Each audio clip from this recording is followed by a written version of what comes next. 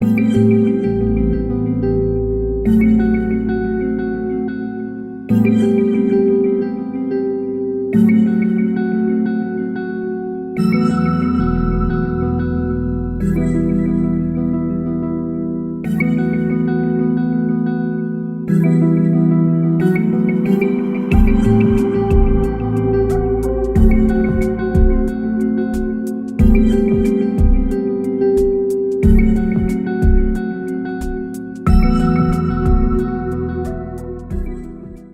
these are our living terraces, and we've constructed these pallet walls, and in the mix here we're throwing anything organic, as long as it's not pressure treated or like a green treated post. We take that stuff out, and we're not putting plywood and things like that, but any solid dimensional lumber or cuttings off of trees. It can be large.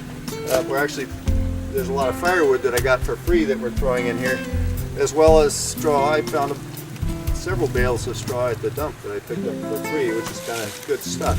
So anything organic can go in these beds, and it's actually a good thing because the wood holds moisture for a long time, and so as your plant roots go down, they're going to be able to access that moisture even if there's not a lot of rain. And you don't have to water these as much by doing that, by incorporating that large mass of woody material. And since it's large material, it's not going to be eating as much nitrogen as if you put like sawdust or wood chips that will steal a lot of the nitrogen away.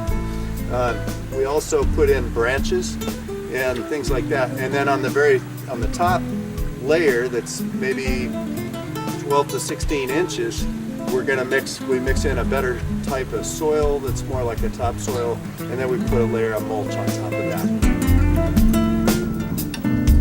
So the engineer said we could have 6 inches of soil up here, 6 to 8. So we set these pallets a little bit high so we got room to hold the soil in. And the soil will come down into the pallets, and we'll use straw too to kind of mulch it and add organic matter and keep it from all falling through. We're going to put about a foot of just drain rock right against this wall, like right here against this, on the roof here against this wall, so that I don't have things growing right up into my vents and things. So this is the vent that goes down into the root cellar, and it's a 6-inch vent. We'll put a nice little rain cap on it, and then it'll have a control down in the root cellar where you can open and close it and increase or decrease the ventilation. And then of course we had the earth tube ventilation that brings cool air into the root cellar way down low. And you see, we're sealing everything real tight because we want to make it a nice weather-tight building and reduce the infiltration as much as possible.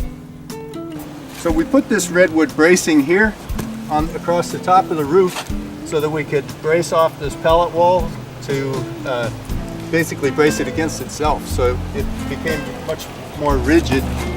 And then we ran this fencing, this wire fencing that a friend of mine gave to me, and ran that around the outside and stapled it all the way. So this whole U here has this fencing around it that's also going to keep the pallets from pooching out. And we can go ahead and put our soil in here, and then we'll mulch it. And I'm going to do a bed that's about 3 feet wide, and then I'm going to do bark, which is a lot lighter. And we'll do a bark path of about 2 feet, and then we'll do soil again, and then another bark path. So it'll be a nice little garden space up here on the roof. What we did on this surface here, which is the living roof, is we put this grace paper first, and I did it 50% overlap. So it ends up being about, it's 2 layers. And then on top of that, we used the Delta drain mat, which you can see here. Oh, I'm sorry, it's the rubber. We went with the EPDM rubber, and which is like your inner tube material for your inner tubes in your car. This is the Delta mat here that we put down. Some of it we had left over had the fabric on it.